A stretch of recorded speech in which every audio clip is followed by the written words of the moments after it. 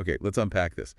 Um, Imagine believing the world is flat, like a parallelogram. Right. And there's this other Earth, a pre-flood one, on the far side of the ocean, Yeah. and the sun. It circles this giant mountain up north. Sounds pretty wild now, doesn't it? Totally wild. Hmm? But that was the accepted Christian opinion back in this century.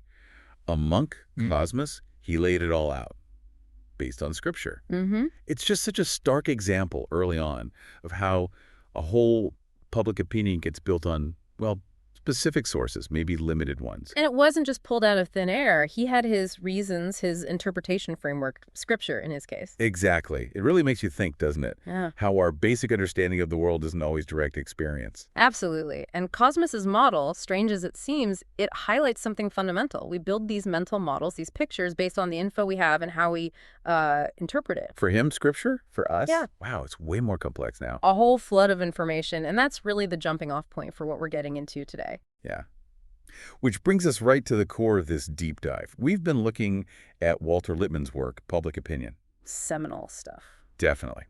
Looking at how we form these pictures in our heads about stuff we don't see directly, all based on the sources you shared with us. Mm-hmm. So our mission today is basically to pull out the key factors that shape this public opinion. Mm-hmm. Understand what shapes your understanding and how maybe you can navigate information a bit better. Yeah, things like the hurdles in getting facts straight, the huge role of mental images, stereotypes. And just the difficulty of interpreting it all. It's so important because, as Lippmann points out, we act based on that mental image, not the real world directly. A pseudo-environment, he calls it. Exactly. Understanding how that's built, that's step one towards maybe a clearer view. Okay, so where do we start? Getting the facts. Seems basic. It does, but Lippmann immediately throws up roadblocks, like censorship, deliberate blocking, and privacy too. Right. He talks about General Joffrey during Verdun. They actually debated the words for the next day's news. Yeah, imagine that. The cabinet arguing over nouns and adjectives. Wow. And the goal, according to one officer, was strategic. Emphasize how big the German attack was. Maybe soften the blow if they had to withdraw. So not outright lies, but framing, controlling the narrative. Precisely. Careful selection. It's a great reminder that even facts can be presented with an agenda. Yeah. You always have to ask, what's the intent here? Makes you look at the sources you sent in differently, doesn't it? How close are they? What might be left out or pushed forward? And the privacy thing is interesting, too. How what's considered private changes over time. Yeah, Lippmann notes how, theology used to be public, then private. Corporate stuff was private. Now it's often very public. So the very availability of facts isn't fixed. It shifts. Exactly. Social norms, laws, tech, it all plays a role. So when you're looking at your sources, you got to think, what might have been shielded back then?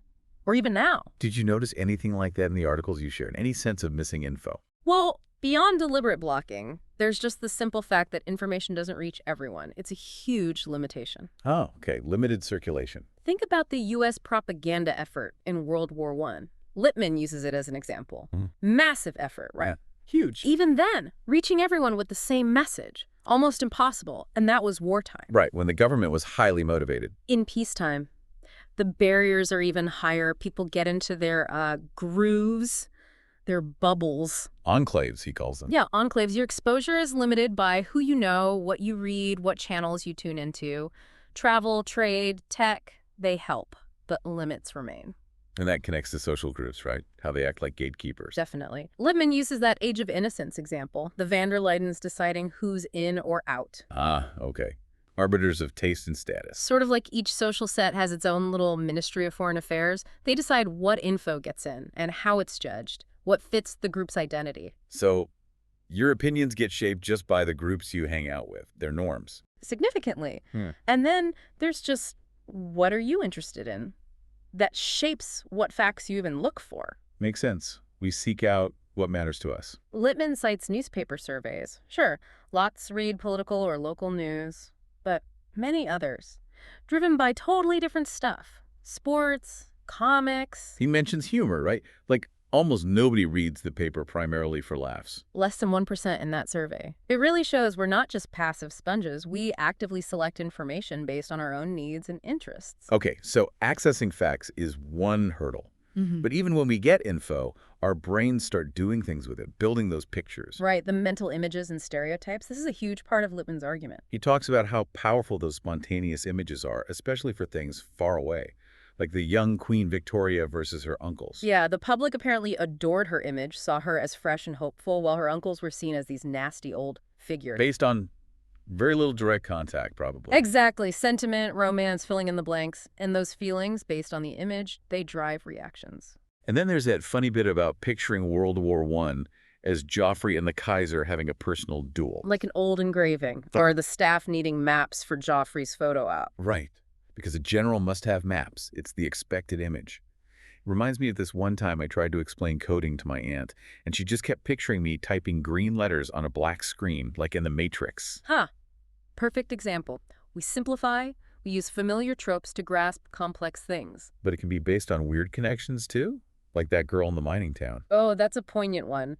Her grief triggered by a broken window pane just because she'd learned to associate that with death in her family. Shows how deep and sometimes illogical these mental links can be. And this is where Lippmann brings in counterfeit realities. Okay, what's that exactly? It's when these mental images, maybe mixed with some rumor, a bit of imagination, and a strong will to believe, get accepted as actual truth. Like the Russian soldiers supposedly passing through England in 1914, everyone seemed to know someone who'd seen them. Classic example.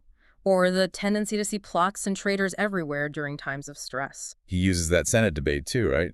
About the League of Nations? Yes. The rumor about foreign control over U.S. ships. Senators were outraged, making speeches. Before they even knew if it was true. Exactly. Emotion, political bias, they just steamrolled the need for facts. Makes you wonder how often we do that, you know? Accept things without really checking. So why rely on these images and shortcuts? Why not see everything fresh? Economy, basically. Mental economy. Lippmann says using stereotypes, general types, is efficient. A shortcut. Yeah.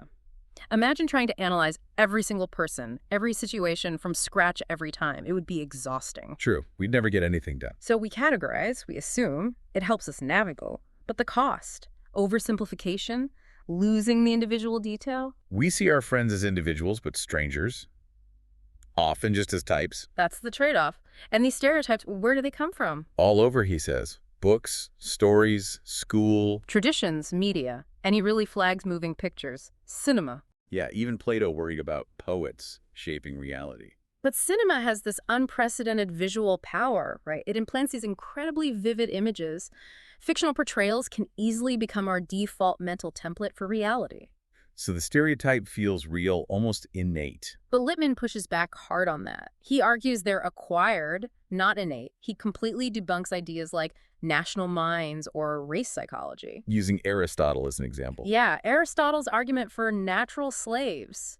It's chilling. Aristotle started with the belief that some people were meant to be slaves. And then you just fit the evidence to his theory. Exactly. Ignored anything that contradicted it. It shows how powerfully a preconceived notion, a stereotype, can block you from seeing what's actually there. Okay, so stereotypes can be blinding, but Lippmann also says these blind spots aren't entirely negative. It's a subtle point. He says our stereotyped world isn't how we want it to be, necessarily, but how we expect it to be. So when things match our expectations, it feels familiar? Yeah, it gives a sense of cognitive ease, reinforces our models, even if the models are flawed. He also talks about standard versions of big ideas, like Marxism or the Constitution. Right. Our understanding isn't just from the original text. It's filtered through current interpretations, what people believe it means now. The Das Kapital as conceived, not just the book itself. Exactly. Grasping the actual culture, how ideas live in people's minds, is way harder than just summarizing the great books. And some stereotypes become really dominant, right? Like progress in America, meaning basically machines and speed. Yeah, the biggest, fastest, newest.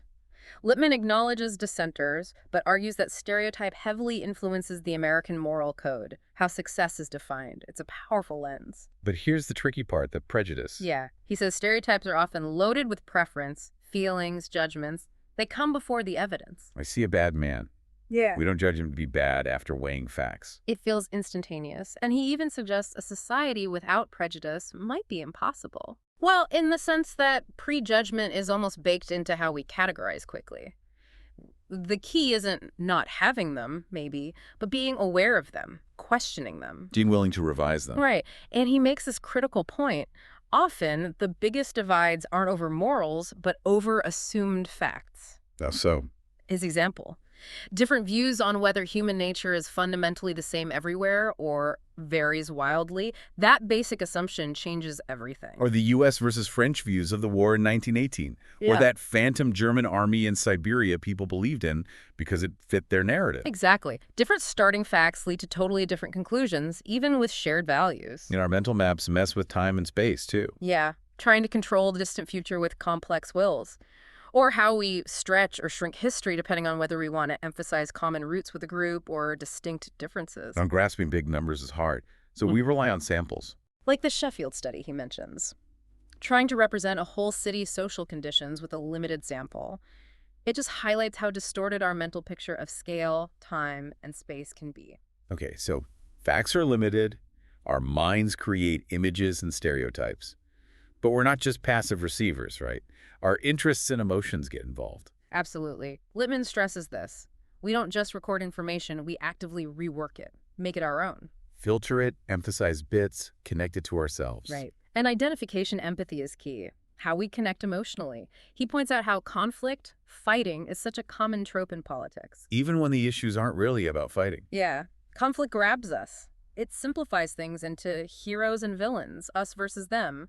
Easy to pick a side, get emotionally invested. Sometimes that hides the real complexity. He also mentions people who tap into unspoken feelings, right? Like Sinclair Lewis. Yeah, figures who articulate something lots of people are feeling but haven't put into words. They crystallize that sentiment, often creating new, powerful stereotypes in the process. Giving voice to the vague dissatisfaction.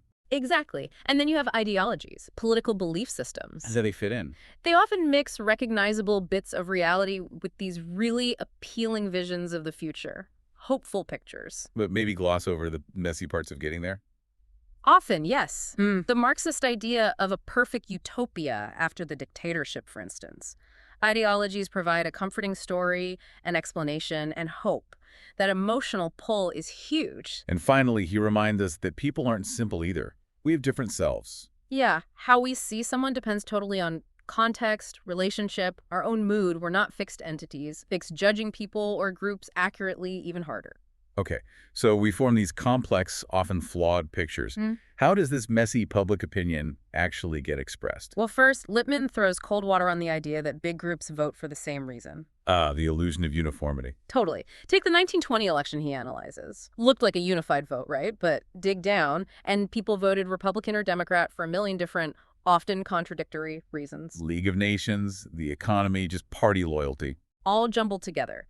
A single vote total hides a huge diversity of motives. It's not one voice, it's a chorus or maybe just noise. So how do campaigns create any unity? Strategy. Lippmann says campaigns deliberately try to weave together appeals to all these different groups and interests, find common symbols or vague promises everyone can project onto. He uses that Mr. Hughes speech about Mexico in 1916. Yeah, it's a fantastic example. Hughes had to somehow appeal to people mad about Mexico, people who didn't want war, people who hated Huerta, people who preferred Huerta to the alternative. Wow, walking a tightrope. A masterclass in trying to build a fragile coalition out of conflicting opinions just long enough to win an election. And over time, the original feelings fade. Right. The initial heat, the specific understanding of an event, it gets replaced by symbols, slogans, simplified images that might lose their original punch or meaning. Okay, so let's try and wrap this up. This deep dive into Lippmann, using your sources, shows public opinion isn't simple. Not at all. It's shaped by, first, real limitations in accessing facts. Censorship, privacy, just not being there, who you know, what you care about. Then the huge power of mental images and stereotypes. They're efficient shortcuts, but man, they can create counterfeit realities, blind spots. Loaded with prejudice sometimes. Yeah. And finally, our own interests and emotions actively shape how we see things.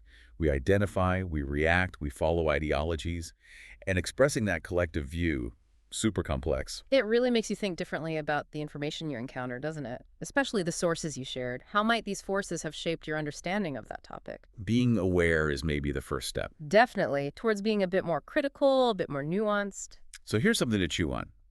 In this world just drenched in information, How do we get better at spotting those unseen forces, the stereotypes, the framing, and push toward seeing things maybe a little less simply? Or maybe think about it this way. Since we know forming public opinion is full of these limits and biases, what's our responsibility when we encounter new information? How carefully do we need to build and check our own mental models? Lots to think about. Thanks for joining us for this deep dive.